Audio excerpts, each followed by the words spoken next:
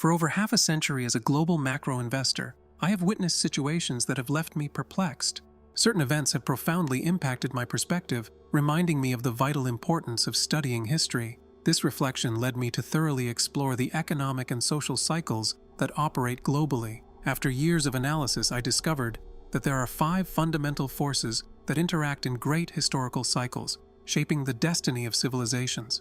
The first of these forces is the debt economy and monetary markets. Currently, we face significant unprecedented global debt, which has generated a worldwide crisis of historic proportions. Debt levels have reached astronomical figures, creating structural imbalances in the international financial system. This financial force decisively influences global economic stability, determining patterns of growth and recession that affect all nations. The second force concerns internal order and external disorder, which move in a cycle generating growing gaps and internal conflicts. These confrontations have intensified notably between opposing ideologies, such as the left and the right, producing social tensions that could culminate in major conflicts, even in forms of civil war. We are living in a stage of extreme polarization, where constructive dialogue has been replaced by irreconcilable antagonisms that threaten social cohesion in numerous countries. The third factor is the great conflict between world powers. Historically, when a great power establishes the global order, inevitably another emerges that seeks to challenge that leadership. This recurring historical phenomenon is manifested today in the strategic competition between the United States and China, which could trigger significant geopolitical tensions with global repercussions.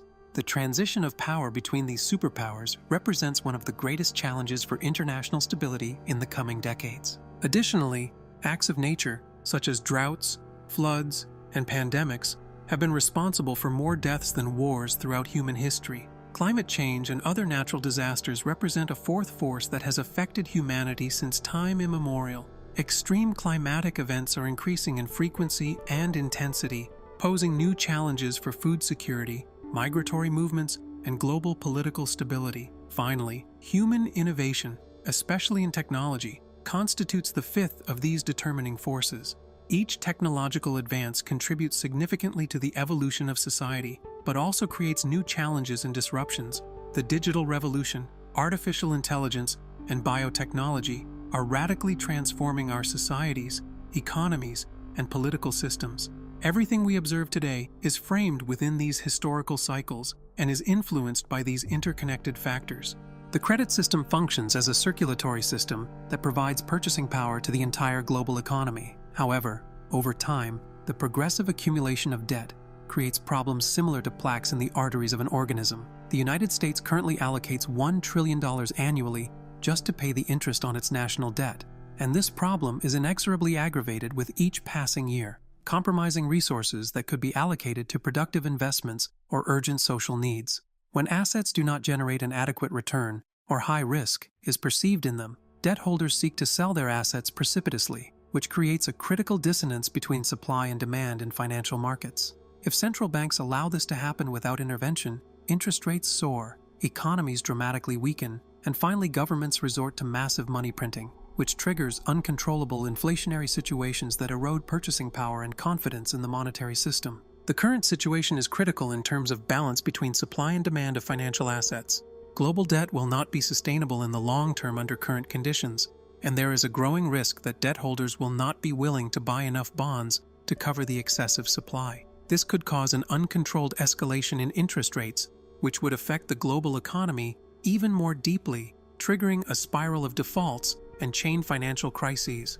In summary, we are at a historical crossroads where political and economic decisions will be crucial to avoid a systemic crisis of unprecedented proportions. Debt, money, and financial assets are at stake, and the future of global economic stability fundamentally depends on how we manage these interconnected challenges in the coming years. About 3 years ago, I developed a detailed timeline that illustrates how spending cuts and revenue increases must be meticulously adjusted to control the fiscal deficit. It is absolutely crucial to act quickly when economic conditions are relatively favorable, because if we wait too long, debt will inexorably accumulate, and the problem will become completely unsustainable. This situation is analogous to a doctor warning you about the imminent risk of a heart attack due to the accumulation of plaque in your arteries. If you act decisively now, you can effectively prevent a future collapse that could be catastrophic. The strategic key is to reduce the fiscal deficit to 3% of GDP as quickly as possible. All policymakers and world leaders must firmly commit to this priority objective. If we do not do this with determination, we run the serious risk of facing a systemic crisis of historic proportions. It is comparable to trying to correct an extremely serious health problem when it is already too late for effective interventions. We need to be proactive and anticipate problems before they become unmanageable. To achieve this crucial objective, we must carefully evaluate the available options with a pragmatic approach. We can significantly reduce spending in non-essential areas, profoundly reform tax systems to increase tax revenues, or strategically combine both approaches to maximize impact. We must also carefully consider how interest rates affect the dynamics of debt. If we manage to reduce the deficit sustainably, interest rates will tend to decrease, which will considerably alleviate the burden of existing debt. Reducing the deficit to 3% of GDP represents a formidable challenge, but it is not at all impossible with political will and proper coordination.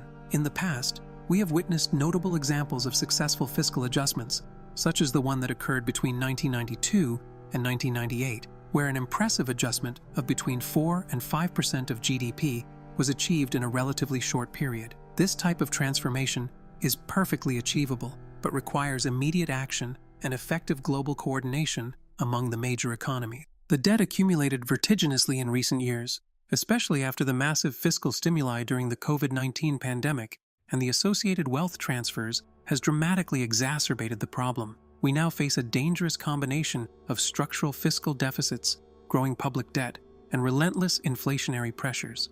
It is absolutely crucial that governments act with fiscal responsibility and avoid populist policies that worsen the situation in the long term. The debt problem is not exclusively American. It constitutes a truly global crisis of alarming proportions. China, Europe, and numerous other countries face similar challenges with their own characteristics. If not adequately addressed with coordinated policies, this situation can quickly lead to widespread political and geopolitical instability. Furthermore, climate change adds an additional layer of complexity, as the costs associated with climate mitigation and adaptation represent a significant and growing expense for all countries. Technology can offer innovative solutions to some of these pressing problems, but we cannot rely exclusively on it as a panacea. We need sound fiscal and structural policies that systematically promote efficiency and productivity in all economic sectors. Reducing the deficit to 3% of GDP is not only a technical matter of financing, but also a visionary political leadership and unprecedented international cooperation. In conclusion, we must act quickly and decisively at this historical crossroads. We cannot afford to continue reacting to problems when it is already too late for effective interventions. If we focus on responsibly reducing the deficit with balanced policies, we can avoid a major crisis of catastrophic proportions and ensure a more stable and prosperous future for future generations. The time has come to make difficult but absolutely necessary decisions to guarantee our collective financial health and the stability of the global economic system in the coming decades.